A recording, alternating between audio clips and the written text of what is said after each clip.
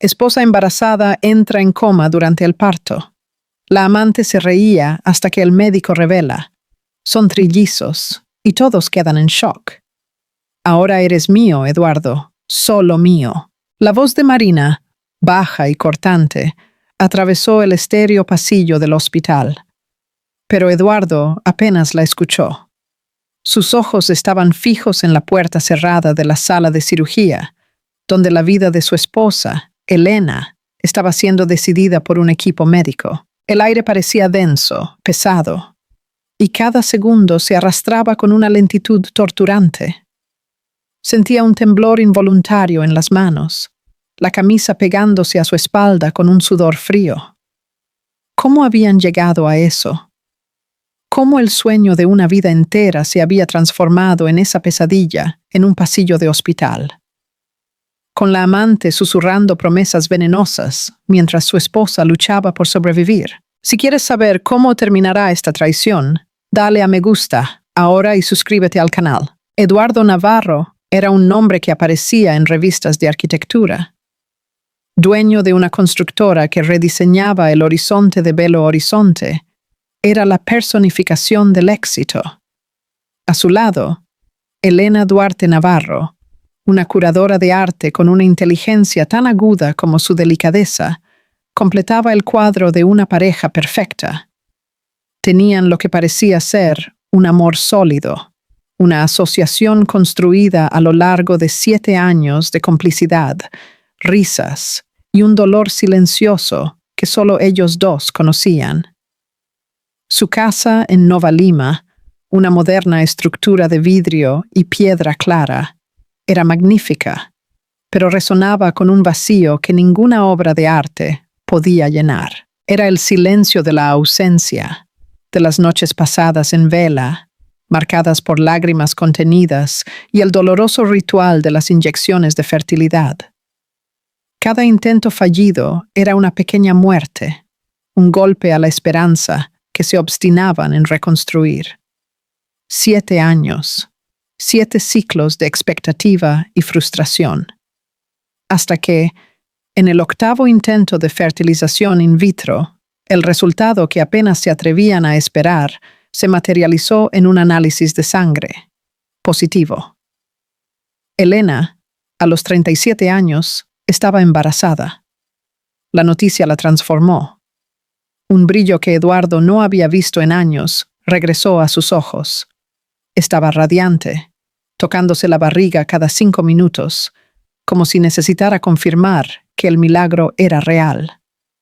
Finalmente, sería madre. Eduardo sonreía ante las fotos de la ecografía, abrazaba a su esposa, participaba en las discusiones sobre nombres y colores para la habitación del bebé. Parecía feliz, pero la felicidad era una máscara fina, y detrás de ella algo sombrío se escondía. Él cargaba un secreto que tenía el poder de quemarlo todo hasta las cenizas. Una amante. Marina Vasconcelos era la personificación de la ambición. A sus 29 años, recién llegada a la constructora de Eduardo, era una arquitecta talentosa, con una belleza que desarmaba y una frialdad que la hacía implacable en sus objetivos. Ella veía a Eduardo no como un hombre casado, sino como un peldaño, el más importante de su carrera. Y él, exhausto por la presión de mantener la fachada de fortaleza para Elena durante los años de tratamiento, seducido por la atención descarada y la admiración que Marina le ofrecía, cedió. El caso comenzó como un cliché. Un café después del trabajo, una conversación que se extendió, un toque que duró 1 segundo más de lo profesionalmente aceptable. Pronto, se transformó en encuentros secretos, en hoteles de lujo, en excusas descabelladas sobre reuniones nocturnas. Se convirtió en una adicción, una fuga de la realidad emocionalmente agotadora de su casa. Mientras Elena, con la alegría pura de una madre primeriza, pasaba las tardes montando la habitación del bebé, eligiendo cada detalle con un amor meticuloso, el celular de Eduardo vibraba con mensajes de Marina. Eran promesas de una vida nueva, de un futuro donde él sería libre para vivir un amor de verdad. Tan pronto como nazca este bebé, te deshaces de ella y empezamos, escribía ella con una certeza aterradora. Eduardo leía los mensajes y sentía un nudo en el estómago. Estaba atrapado entre dos mundos, el de la lealtad y la historia que construyó con Elena, y el de la pasión abrumadora y egoísta que sentía por Marina. Se decía a sí mismo que era algo temporal, que terminaría todo después de que se calmaran las cosas, después de que naciera el bebé y Helena estuviera fuerte. Era una mentira que se repetía a sí mismo para poder dormir por la noche. Pero las mentiras tienen patas cortas y dejan rastros. Elena, con la intuición agudizada por el embarazo y por años de intimidad con su marido, comenzó a notar las grietas en su fachada. Un perfume femenino, que no era el suyo, impregnado en su chaqueta. La prisa por ducharse tan pronto como llegaba a casa, como si necesitara lavar algo más que el cansancio del día. La gota que colmó el vaso fue el extracto de la tarjeta de crédito. Una cena carísima en uno de los restaurantes más exclusivos de la ciudad. Un martes en el que juró haberse quedado hasta tarde en la oficina terminando un proyecto. Ella no hizo una escena. Esperó a que él llegara. Se sentó frente a él en la sala de estar y colocó el extracto sobre la mesa de centro. Su voz era tranquila, pero cargada de un peso que enrareció el aire. ¿Dónde estabas, Eduardo? La negación de él fue instantánea, casi automática. Trabajando, ya te lo dije.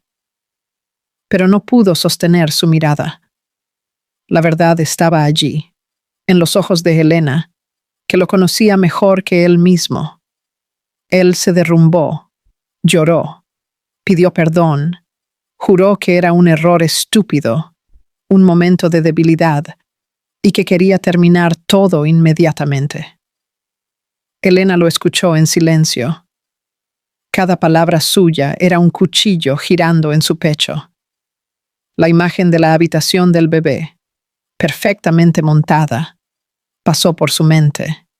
La sensación de su hijo moviéndose dentro de ella. Por él, y por el amor que aún sentía, tomó una decisión. No quiero saber quién es ella, dijo con voz firme, aunque por dentro estuviera hecha pedazos. Quiero que resuelvas esto. Y voy a esperar. Voy a esperar hasta que nazca nuestro hijo. Después, decidiremos qué hacer con lo que queda de nosotros. Se levantó y fue a la habitación, dejándolo solo en la sala, con el peso abrumador de su traición. La decisión de Helena no fue un perdón. Fue un ultimátum aplazado. Un frágil período de tregua, sostenido solo por la expectativa de la llegada del bebé. Eduardo se prometió a sí mismo que se ganaría esa segunda oportunidad. Se alejaría de Marina, se dedicaría a Elena y a su hijo, y reconstruiría la confianza que había roto. Pero la adicción era más fuerte, y la telaraña de mentiras ya estaba tejida de forma demasiado compleja para ser deshecha con una simple promesa. La promesa de Eduardo de terminar todo con Marina se evaporó en el aire a la mañana siguiente. Se despertó con una sensación de náuseas, el peso de la confrontación con Elena aplastando su pecho. A su lado, ella dormía, pero no era un sueño tranquilo. Su rostro estaba tenso, marcado por el dolor que él había causado. Se levantó en silencio, se vistió en la oscuridad y salió de casa antes de que ella despertara, incapaz de mirarla a los ojos de nuevo. Lo primero que hizo al subirse al coche fue agarrar el celular. La tentación era un picazón bajo la piel, una necesidad física. Necesitaba escuchar la voz de Marina, necesitaba su validación para sentirse menos monstruoso. Ella lo descubrió, dijo con voz baja tan pronto como ella contestó. Al otro lado de la línea, la reacción de Marina no fue de sorpresa o miedo, sino de una calma calculadora. Y eso no cambia nada, Edu. Solo acelera las cosas. Ahora tienes un motivo perfecto para irte de casa. Di que necesitas un tiempo para pensar. Ven aquí. La simplicidad con la que propuso la solución lo asustó y lo sedujo en igual medida. Para Marina, su matrimonio era un mero obstáculo logístico, un contrato a rescindir. No había espacio para la complejidad emocional, para los 7 años de historia, para el hijo que venía en camino. Su visión era limpia, directa, enfocada en el objetivo final: tenerlo para sí. Y Eduardo, exhausto por la culpa y la tensión en su propia casa, encontró un peligroso alivio en esa simplicidad. No fue a su apartamento, aún no, pero la conversación reavivó la llama del affair que él había jurado apagar. Las semanas que siguieron fueron un ejercicio de duplicidad. En casa, era el marido arrepentido y atento. Acompañaba a Elena a las citas prenatales, le masajeaba los pies hinchados por la noche, hablaba con el bebé a través de su barriga, sintiendo las patadas y maravillándose con la vida que había ayudado a crear. En esos momentos, la culpa lo consumía. Miraba a Elena, a la frágil confianza que ella intentaba reconstruir, y se odiaba. Veía el amor incondicional de ella por el hijo que aún no había nacido y sentía el sabor amargo de su propia traición. Pero fuera de casa, era otro hombre. Las reuniones de proyecto con Marina se extendían por horas, cargadas de una tensión eléctrica. Los toques accidentales bajo la mesa de reunión, las miradas cruzadas por encima de los planos arquitectónicos, los correos electrónicos con doble sentido. El affair ya no necesitaba hoteles. Se desarrollaba en los espacios vacíos del día a día, en los intersticios de su vida profesional. Marina era maestra en mantener la llama encendida. Lo elogiaba frente a otros colegas, ensalzando su talento, haciéndolo sentir poderoso y deseado. Luego, en privado, lo deconstruía con una precisión cruel. «Ella te perdonó demasiado fácilmente», comentó Marina un día, mientras analizaban la maqueta de un nuevo edificio. «Mujeres como Elena no perdonan. Administran el daño. Te está manteniendo a raya por el bebé. Tan pronto como nazca y ella tenga lo que quiere, descubrirás quién es ella realmente». Cada palabra suya era una semilla de duda plantada en la mente de Eduardo. Comenzó a interpretar la calma de Elena no como fuerza, sino como estrategia. Su silencio ya no era un signo de dolor, sino de cálculo. Marina estaba reescribiendo la narrativa, transformando a Elena de víctima en manipuladora. Y Eduardo, desesperado por una justificación para sus propias acciones, comenzó a creer. Necesitaba creer que Elena no era la santa que todos imaginaban, que su matrimonio ya estaba fracasado antes de que apareciera Marina. Era la única forma de convivir con lo que estaba haciendo. Mientras tanto, Elena navegaba el embarazo con una soledad silenciosa. Sentía la distancia de Eduardo, incluso cuando él estaba a su lado. Su cuerpo estaba presente, pero su mente y corazón estaban en otro lugar. Veía la forma en que guardaba el celular, cómo sus respuestas se volvieron vagas. Su promesa de terminar todo sonaba cada vez más vacía, pero ella se aferraba a su decisión. El foco era el bebé. Asistía a clases de yoga para embarazadas, leía libros sobre maternidad, hablaba con su madre, doña Nadia, sobre los miedos y las alegrías que sentía. Doña Nadia, una mujer observadora y pragmática, sentía que algo andaba mal. «Este hombre anda con pies de plomo, hija mía», dijo un día, mientras ayudaba a Elena a doblar la diminuta ropa del bebé. «No me gusta la forma en que te mira, como si estuviera pidiendo disculpas por algo que aún no ha hecho». Elena solo se encogió de hombros, forzando una sonrisa. «Es solo la presión del trabajo, mamá, y la ansiedad por la llegada del bebé». No tenía fuerzas para confesar la verdad, para admitir en voz alta que su matrimonio de ensueño se estaba desmoronando. Admitirlo sería hacerlo real, y ella necesitaba mantener la ilusión de normalidad, al menos hasta tener a su hijo en brazos. La audacia de Marina, sin embargo, no conocía límites. Comenzó a dejar marcas deliberadas, pequeños actos de sabotaje psicológico. Un día, Eduardo llegó a casa con un arañazo visible en el cuello que intentó disimular como un accidente con el cuello de la camisa. En otra ocasión, Elena encontró un pendiente que no era suyo en la guantera del coche mientras buscaba un documento. Era un pendiente de diseño moderno, caro, el tipo de joya que Marina usaría.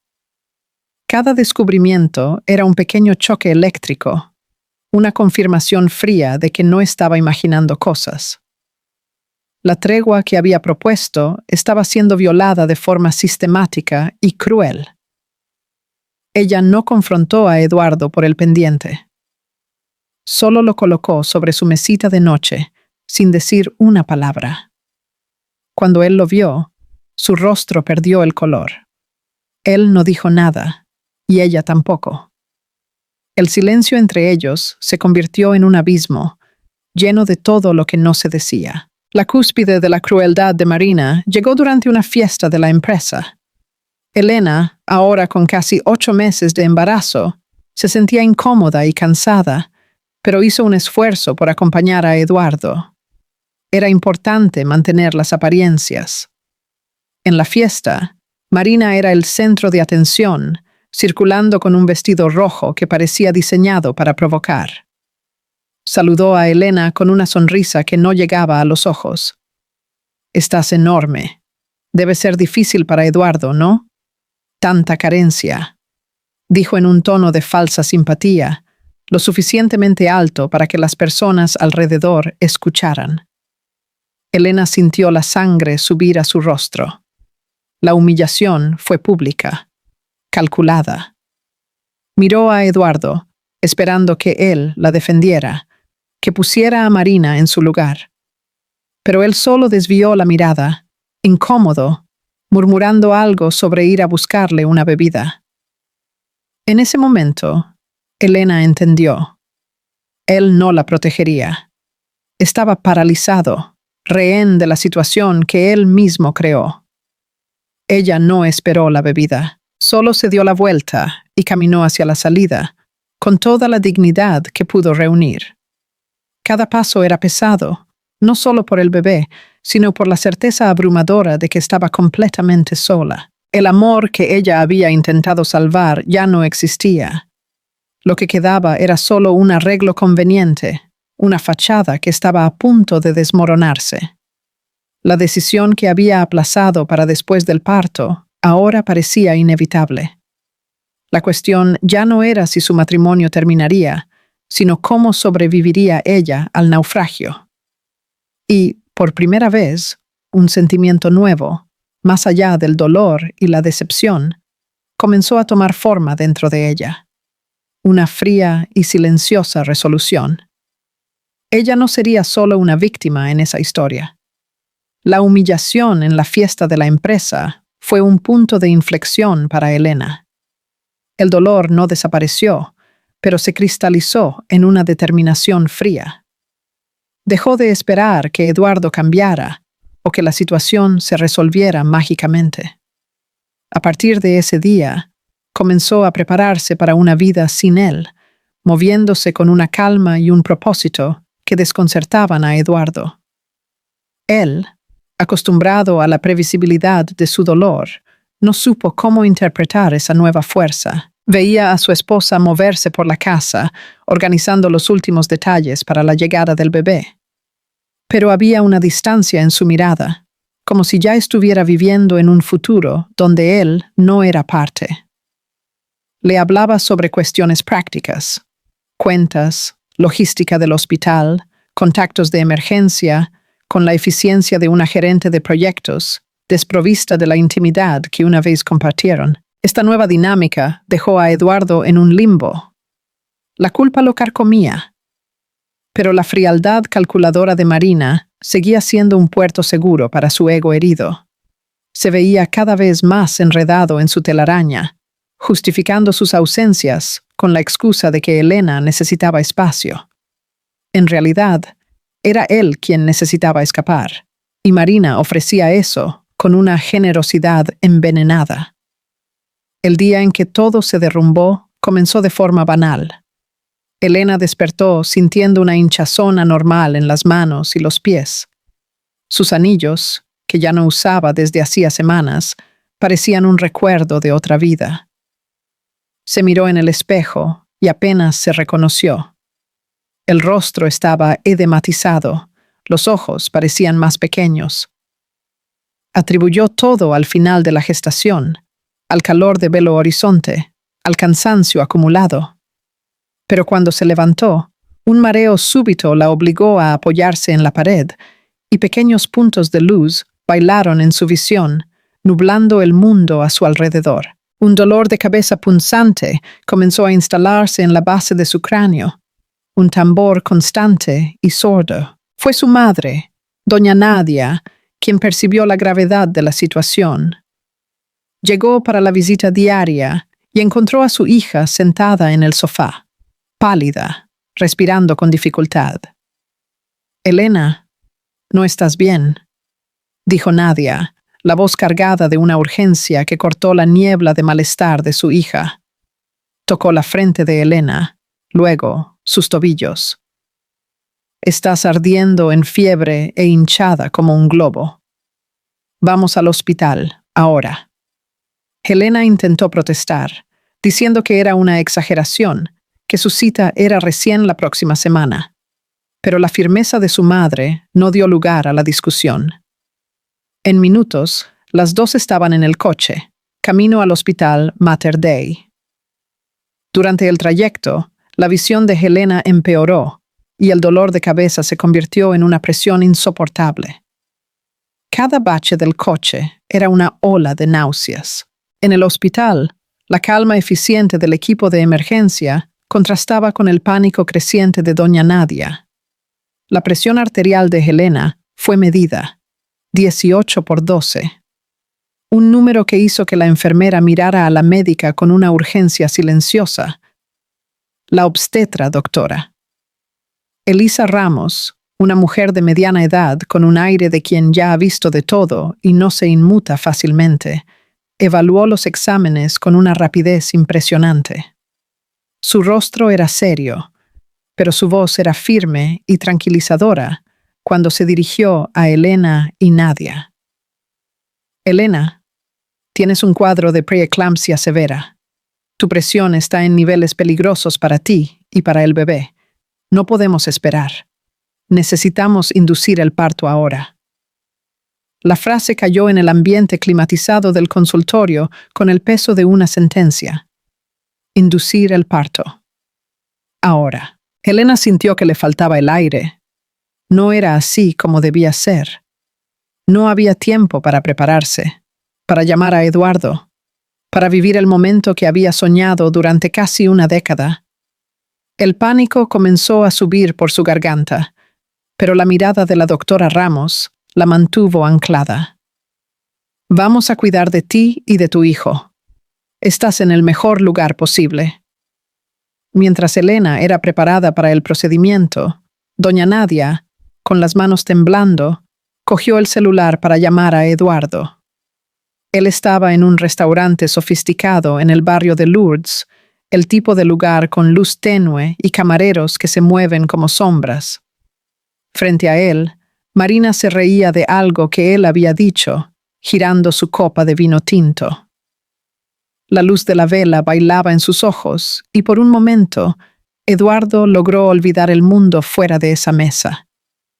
Estaba inmerso en la ilusión de una vida sin complicaciones, una vida donde él era solo un arquitecto de éxito, cenando con una mujer hermosa. El celular vibrando en el bolsillo del pantalón fue una intrusión violenta en ese refugio. Vio el nombre suegra en la pantalla y sintió un escalofrío. Contestó, tratando de mantener la voz neutra. «¿Eduardo?». La voz de Nadia era casi irreconocible, desgarrada por el pánico. Es Elena. Está mal. La presión está por las nubes. La están llevando a cirugía ahora. Ven al Mater Dei, por el amor de Dios. El mundo de Eduardo se desmoronó. El sonido del restaurante, la risa de Marina, el sabor del vino en su boca. Todo desapareció. Se puso pálido, la sangre huyendo de su rostro. Las palabras cirugía y presión por las nubes resonaban en su mente. Se levantó abruptamente, tirando la silla en el proceso. Yo necesito ir, tartamudeó, tirando unos billetes sobre la mesa, sin siquiera mirar la cuenta. Marina lo observó, la expresión de sorpresa transformándose rápidamente en irritación. ¿Qué pasó? ¿Qué quería la bruja de tu suegra? Es Elena, el hospital. Fue todo lo que pudo decir antes de darse la vuelta y correr hacia la salida, dejándola sola en la mesa. La furia se apoderó de Marina. La noche perfecta, el clímax de su seducción, interrumpido por la esposa enferma. Ella no veía la situación como una emergencia médica, sino como una manipulación, un último acto desesperado de Elena para atraer a Eduardo de vuelta. En un impulso de rabia y posesividad, cogió su bolso y fue tras él. No iba a dejarlo ir solo. No iba a permitir que la culpa y la pena lo hicieran volver al lado de Elena. Necesitaba estar allí para controlar la narrativa, para asegurar que esa crisis fuera el fin definitivo de su matrimonio.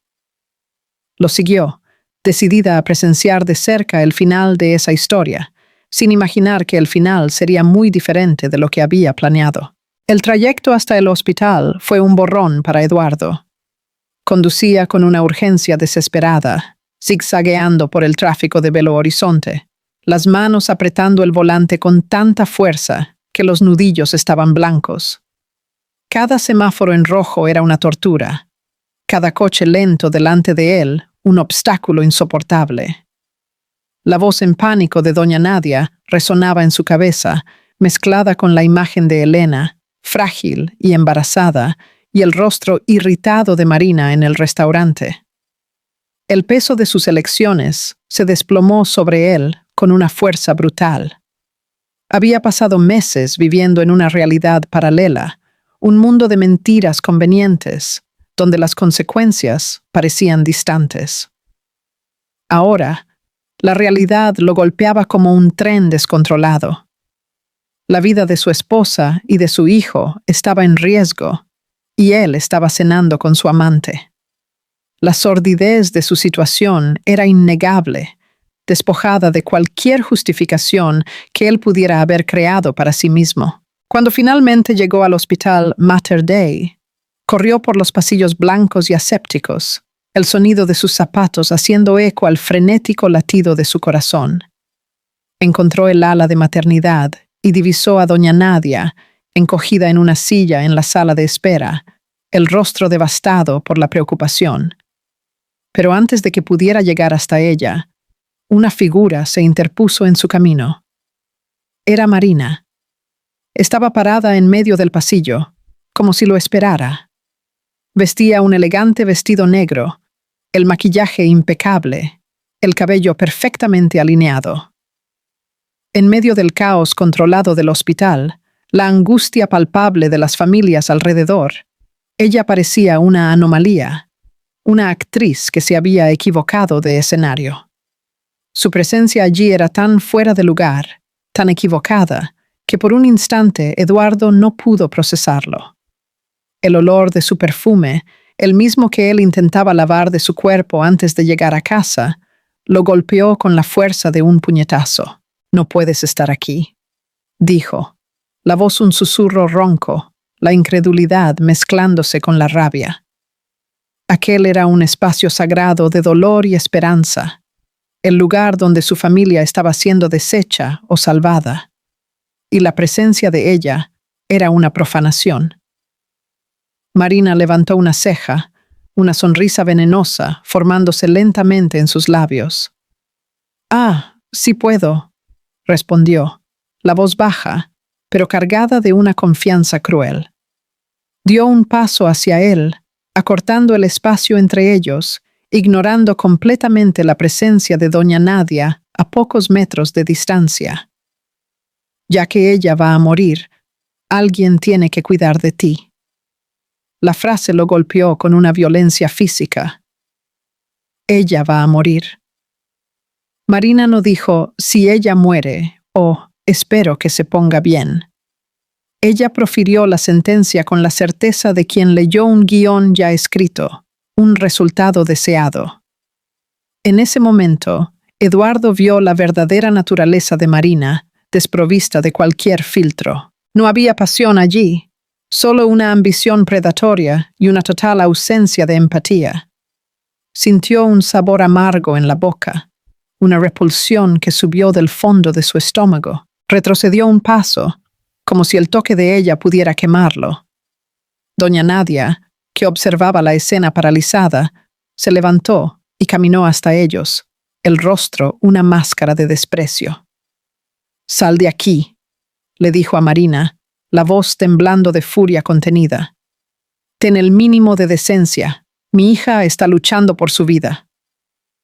Marina solo le lanzó una mirada de desdén a la mujer mayor antes de volver su atención a Eduardo. Ignorando completamente a su suegra, se acercó de nuevo, su mano tocando su brazo. El toque era frío. «No la escuches, Edu». «Está histérica», susurró, como si compartiera un secreto. «Todo esto es para mejor. Es el destino dándonos una oportunidad. Piénsalo. Sin drama, sin divorcio complicado, sin pensión. Solo nosotros dos, un nuevo comienzo». Mientras el equipo médico luchaba por estabilizar la presión de Elena para realizar una cesárea de emergencia que salvara 2 vidas, Marina tejía su plan en el pasillo. Cada segundo que pasaba, cada pitido de los monitores que se filtraba por la puerta cerrada, era, para ella, un paso más hacia la victoria. Apretó el brazo de él, los ojos fijos en los suyos, tratando de hipnotizarlo, de atraerlo a su versión de la realidad. «Ahora eres mío, Eduardo, solo mío». El pasillo se quedó en silencio por un instante.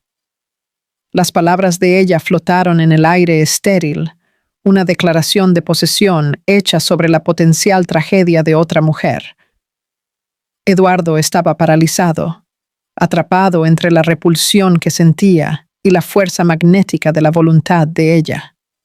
Quería gritar, mandarla a marcharse, pero las palabras no salían. Su mente estaba en la sala de cirugía, con Elena. Fue en ese momento que la puerta de la sala se abrió. El sonido hizo que los 3 se giraran abruptamente. La doctora Elisa Ramos salió, el rostro cansado, pero firme. Se quitó la mascarilla quirúrgica, revelando marcas de presión en la piel. Su mirada pasó por doña Nadia, luego por Eduardo, y finalmente se posó en Marina, que aún sostenía su brazo, la sonrisa presuntuosa todavía flotando en sus labios. Hubo una fracción de segundo en que la médica pareció evaluar la escena. La mujer de negro maquillada y el marido pálido. Eduardo dio un paso adelante, el corazón en la garganta. «Doctora, Elena, ella...». La doctora Ramos no lo miró. Sus ojos permanecieron fijos en Marina, como si se dirigiera directamente a la fuente de tensión en ese pasillo. Con una voz clara, clínica y desprovista de cualquier emoción que no fuera profesionalismo, dijo: «La madre está en estado grave. Tuvimos que inducirla al coma para controlar la presión y evitar más daños. Pero salvamos a los bebés». Hubo una pausa, un suspiro colectivo de alivio y miedo. «¿Bebés?». En plural, Eduardo frunció el ceño, confundido. «¿Bebés? ¿Cómo así? Ramos finalmente desvió la mirada de Marina y lo encaró. Sí, señor Navarro. Bebés. Son trillizos. 2 niñas y un niño. Una sorpresa para todos nosotros. Son prematuros y están yendo a la UCI neonatal, pero están estables. El pasillo quedó mudo. El sonido parecía haber sido aspirado del ambiente. Trillizos. La palabra resonó, rebotó en las paredes blancas, deconstruyendo todo. Eduardo sintió que el suelo desaparecía. 3. No 1. 3. Miró a doña Nadia, que tenía las manos en la boca, los ojos muy abiertos, en una mezcla de shock y asombro. Pero el verdadero impacto de la noticia fue visible en el rostro de Marina. El color desapareció de sus mejillas. La sonrisa venenosa se deshizo, sustituida por una máscara de incredulidad pálida. El "ahora eres mío", que había susurrado segundos antes, se transformó en un eco grotesco, una pesadilla que se materializaba ante sus ojos. Sus planes, tan cuidadosamente trazados, no incluían un bebé. Y ciertamente no incluían 3.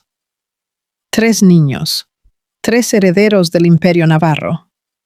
3 lazos indestructibles y vivos con la mujer que ella quería borrar de la existencia.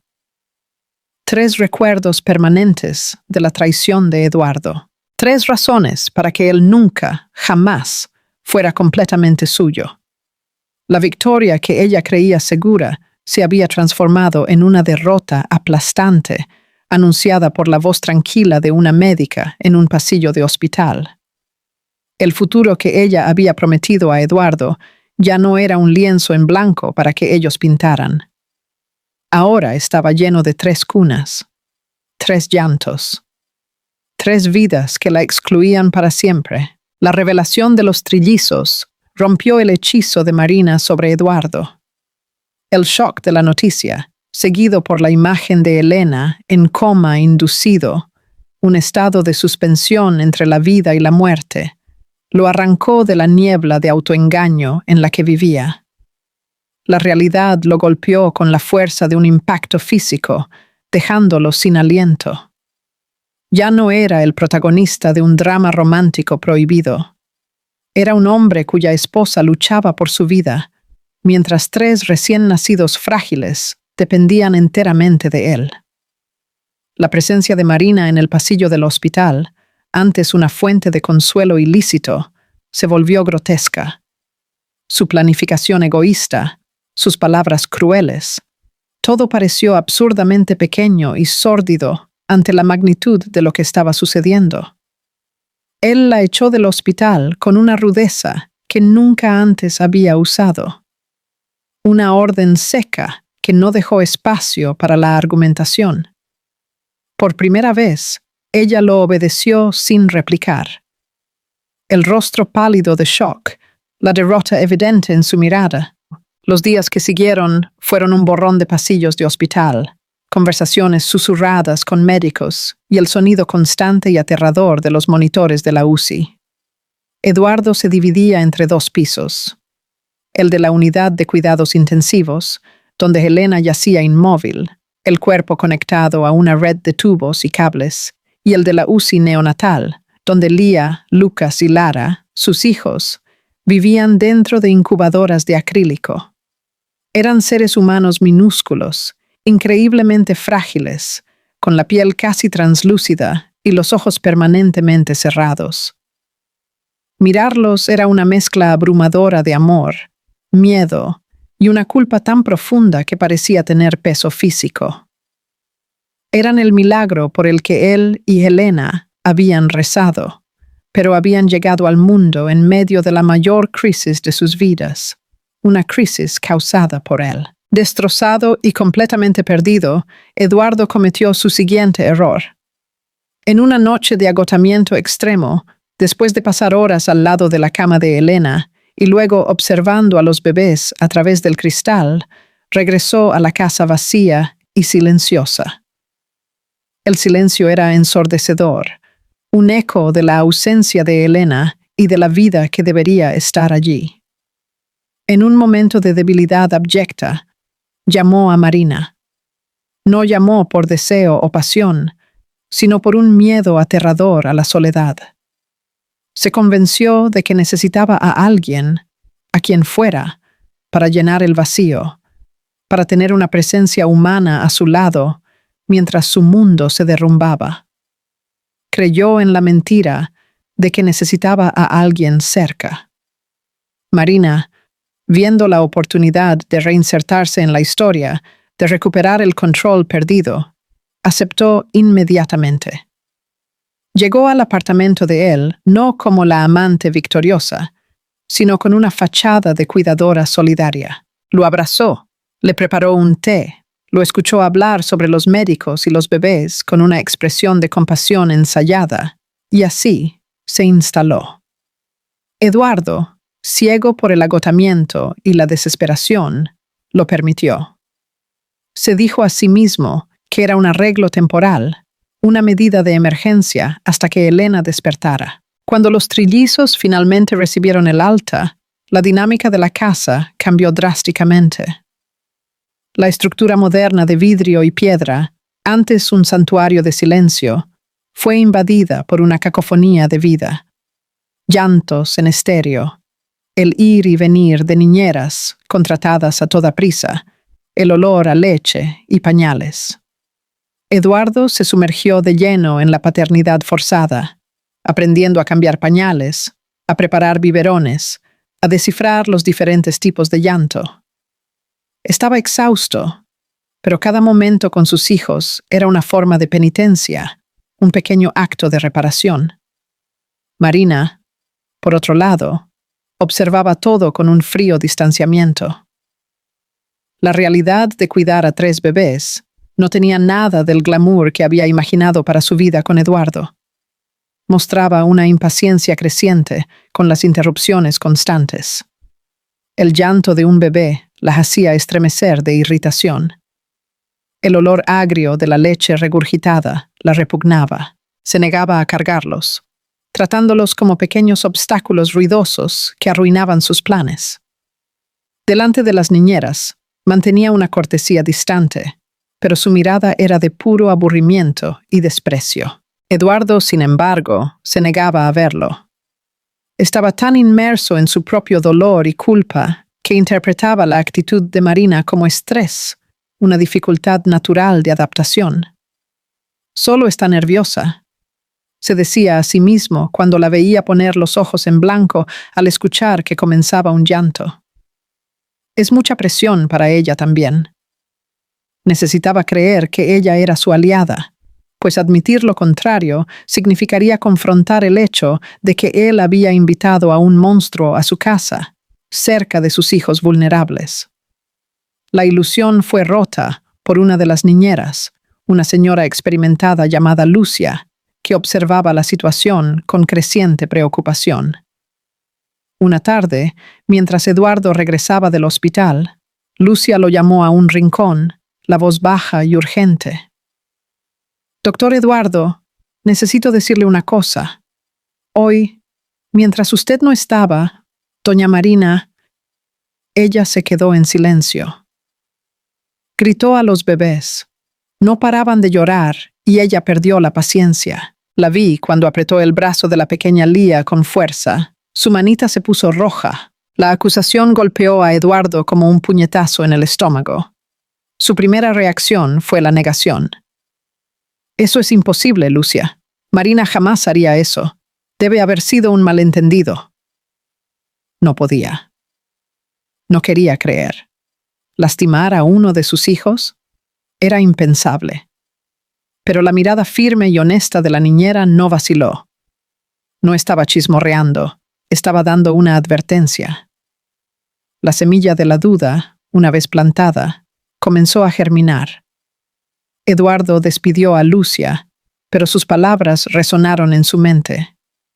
Comenzó a observar a Marina con otros ojos, notando los pequeños gestos de repulsión que antes ignoraba. La forma en que se alejaba cuando él cargaba a uno de los bebés, el suspiro de irritación, cuando el llanto de Lucas la despertaba durante la noche. La duda se transformó en una sospecha enfermiza. Necesitaba saber la verdad. Sin decir nada a nadie, contactó a una empresa de seguridad y mandó instalar una cámara oculta en la sala, posicionada para cubrir el área donde las cunas quedaban durante el día. Algunos días después, se sentó en su oficina, el corazón martilleando contra sus costillas, y abrió la aplicación de monitoreo en su laptop. Vio las grabaciones del día, sintiéndose un voyeur en su propia casa. Al principio, nada fuera de lo común. Las niñeras cuidando a los niños, Marina entrando y saliendo, hablando por celular. Entonces, en un momento en que las niñeras estaban ocupadas en la cocina, los 3 bebés comenzaron a llorar al mismo tiempo. Marina entró en la sala, el rostro una máscara de furia. Eduardo observó, horrorizado, mientras ella se acercaba a las cunas. No los cargó, no los calmó. Se quedó parada, mirándolos con puro odio. «¡Paren! ¡Dejen de gritar!», simuló.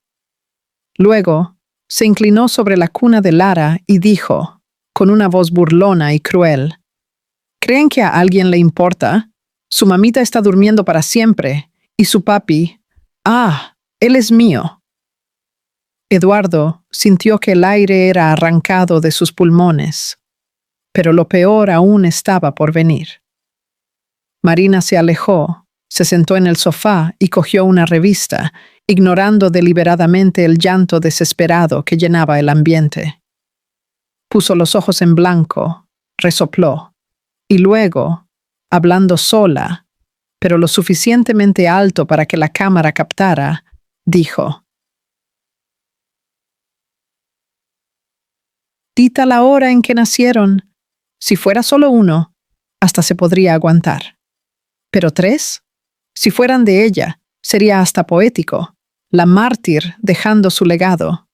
Pero me tocan a mí, 3 pequeños monstruos para arruinarlo todo». El asco que se apoderó de Eduardo fue una ola física, violenta.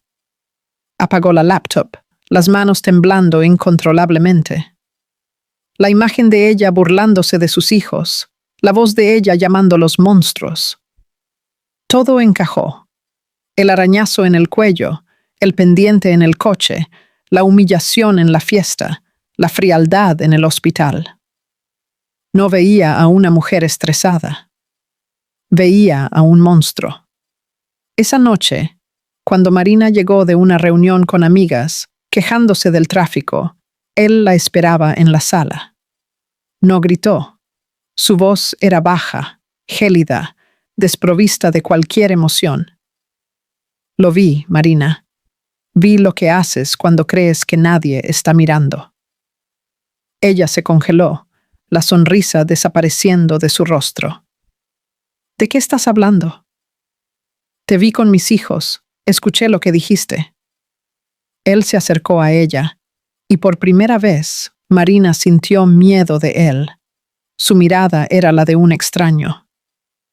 «Eres un monstruo». Ella intentó defenderse, usar la misma táctica de siempre, la manipulación. «¿Yo? Yo solo dije lo que tú pensaste primero. No finjas que querías a esos niños. Arruinaron nuestros planes». La confesión de ella, el intento de hacerlo cómplice de su crueldad, fue la última gota. «No existen nuestros planes», dijo, la voz cortante. «Coge tus cosas y sal de mi casa, ahora». «No puedes hacer esto, Eduardo. Me necesitas».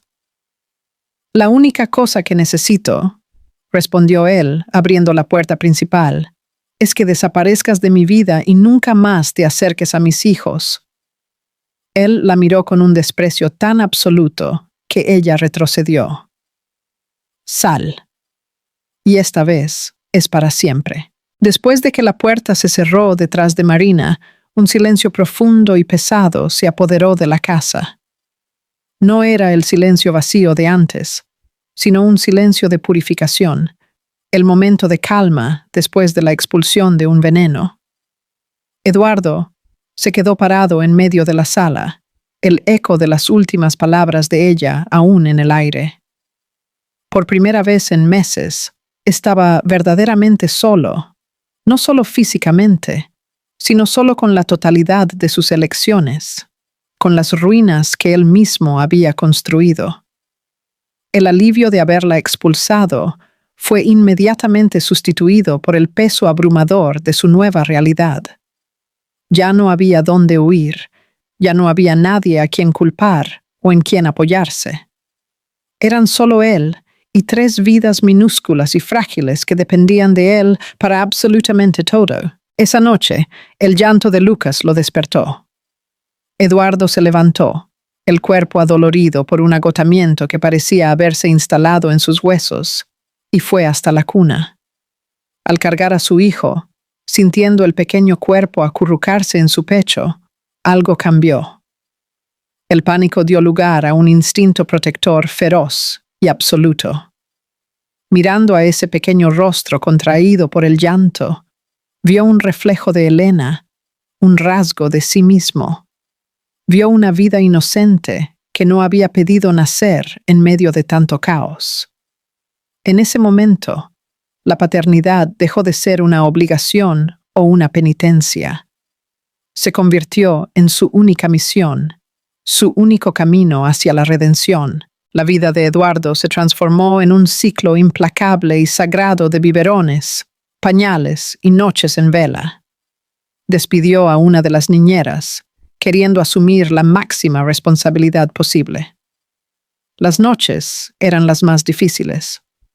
Para asegurarse de que oiría la menor señal de incomodidad, arrastró su colchón a la sala, creando un nido improvisado en el suelo, rodeado por las 3 cunas. Muchas veces, el agotamiento lo vencía y se dormía allí mismo, con un bebé durmiendo en su pecho, otro acurrucado en la curva de su brazo, y el tercero roncando suavemente en la cuna de al lado. La casa, antes un monumento al diseño y la arquitectura, se convirtió en un santuario funcional para la supervivencia, con juguetes esparcidos, biberones esterilizándose en la estufa y el olor de la infancia impregnando cada habitación. Pero la culpa era una sombra constante que lo acompañaba. Estaba presente en el silencio entre los llantos, en el reflejo de su rostro cansado en el espejo del baño y, más intensamente, en los pasillos del hospital. Todos los días, sin falta, visitaba a Helena. La rutina era inmutable. Se sentaba en la butaca al lado de la cama, sostenía su mano, una mano que parecía fría y sin vida, y hablaba. Contaba sobre el día, sobre los niños, contaba que Lía tenía sus ojos, que Lucas era terco como él, y que Lara tenía una sonrisa que aparecía incluso durante el sueño. Y entonces, cuando la narrativa del día a día se agotaba, pedía perdón.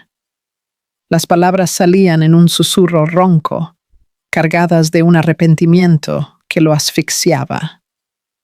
Perdóname, Helena. Perdóname por lo que hice con nosotros, con nuestra historia. Fui débil, fui un idiota, un egoísta. Cambié oro por basura. No te merezco. Nunca te merecí. Las lágrimas venían sin control, silenciosas, escurriendo por su rostro mientras confesaba cada error, cada mentira, cada momento de debilidad. Le leía los mismos libros de arte que ella amaba, con la esperanza de que su voz pudiera atravesar el velo del coma y alcanzarla. Solo quería un milagro, repetía, la frase convirtiéndose en un mantra, una oración desesperada. Solo una oportunidad más. Juro que haría todo diferente. Los meses se arrastraron. Los bebés crecían, ganaban peso. Sus pequeños rostros adquirían personalidades distintas. La primera sonrisa de Lía, el primer balbuceo de Lucas, la forma en que Lara lo seguía con los ojos. Cada pequeña victoria era una fuente de inmensa alegría, pero también de un dolor agudo, pues eran momentos que él debería estar compartiendo con Elena. Tomaba fotos, grababa videos, acumulando un archivo de recuerdos para mostrarle si y cuándo ella volviera. Hasta que una mañana de otoño, 6 meses después del parto, el milagro sucedió. Ocurrió sin alarde, sin un evento dramático. Eduardo estaba durmiendo la siesta en la butaca al lado de la cama, la cabeza ladeada, exhausto después de una noche particularmente difícil con los trillizos. La luz suave de la mañana se filtraba por la ventana de la habitación del hospital, creando una atmósfera de paz. Fue entonces que sintió un movimiento casi imperceptible, una ligera presión en su mano. Los dedos de Elena se movieron. Abrió los ojos instantáneamente, el corazón disparado. Miró su mano, entrelazada con la suya, y vio un pequeño temblor, un espasmo, y luego un apretón débil, pero inconfundible. Contuvo la respiración, sin atreverse a moverse. Lentamente, levantó la mirada hacia su rostro y encontró sus ojos abiertos. Ya no estaban vacíos y distantes. Lo observaban, débil, pálida, pero inequívocamente viva y presente. «Volviste», susurró, la voz embargada, rompiendo en un sollozo. Las lágrimas que había derramado durante meses de culpa se transformaron en lágrimas de un alivio tan abrumador que lo hizo curvarse sobre su mano, llorando abiertamente. Su voz, cuando llegó, era un hilo, débil por el desuso, pero clara. «Lo escuché todo, Eduardo». Él levantó la cabeza, el rostro mojado, confuso. «¿Escuchaste qué?» «Todo», repitió ella, los ojos fijos en los suyos, sin rabia, sin pena, solo con una claridad exhausta. «Las historias sobre los niños y las otras. Las partes en las que pedías perdón». Esas palabras lo golpearon con más fuerza que cualquier acusación. Ella estuvo allí todo el tiempo, una prisionera consciente en su propio cuerpo, escuchando cada confesión, cada promesa desesperada. La vergüenza lo consumió. Se deslizó de la butaca y se arrodilló al lado de la cama, el gesto no siendo dramático, sino un colapso de sus propias piernas. Apoyó la frente en el colchón, incapaz de encararla. «Déjame arreglarlo todo», imploró, la voz ahogada por el llanto. «Cambio, lo prometo. Hago cualquier cosa. Dame una oportunidad de mostrarte». Hubo un largo silencio. Él esperó el veredicto, la rabia, el rechazo que tanto merecía. Pero cuando Elena habló de nuevo, su voz no llevaba nada de eso.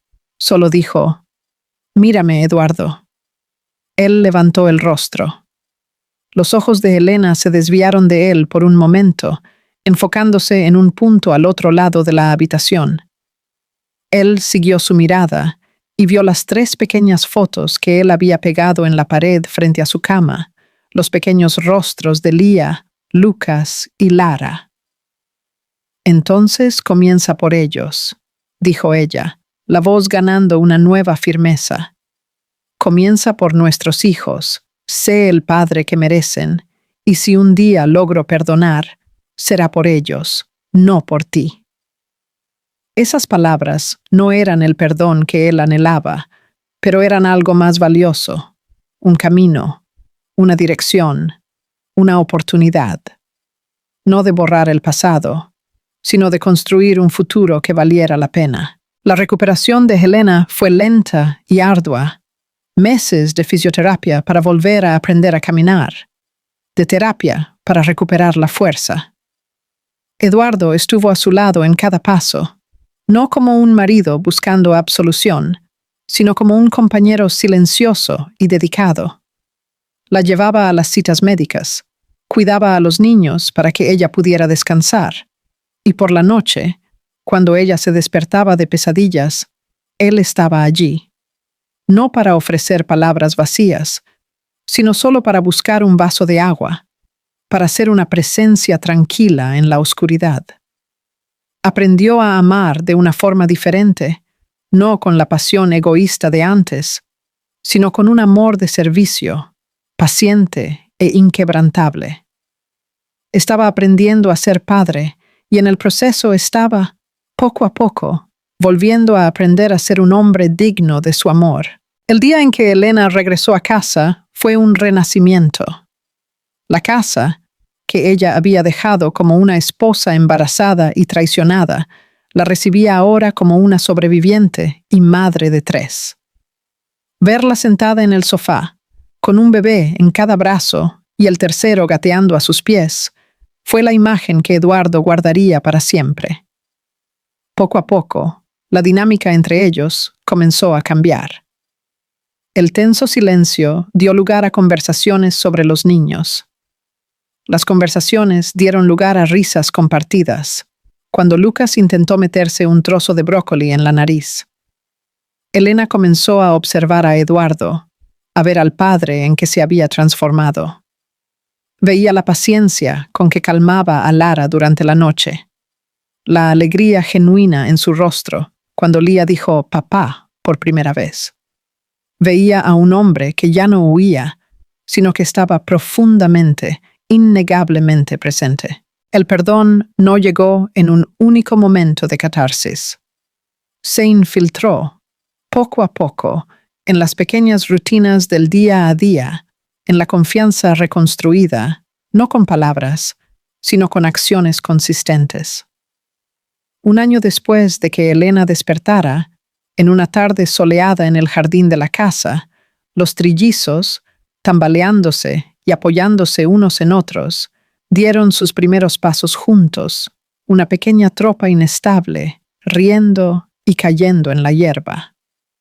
Eduardo y Elena observaban, lado a lado. Y, entonces, Elena se giró hacia él, y en su rostro había una sonrisa.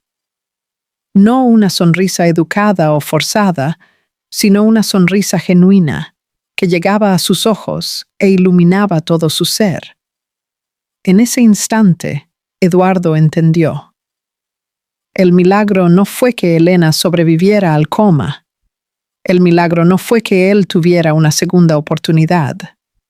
El verdadero milagro fue esa sonrisa. Fue la capacidad de amar de nuevo, después de que todo se había roto. ¿Qué te pareció esta historia? De 0 a 10. ¿Qué nota le darías? Suscríbete al canal y haz clic en la campana para recibir todas nuestras historias. Y aprovecha para ver otra historia sorprendente haciendo clic en la pantalla. Trataré hasta la próxima.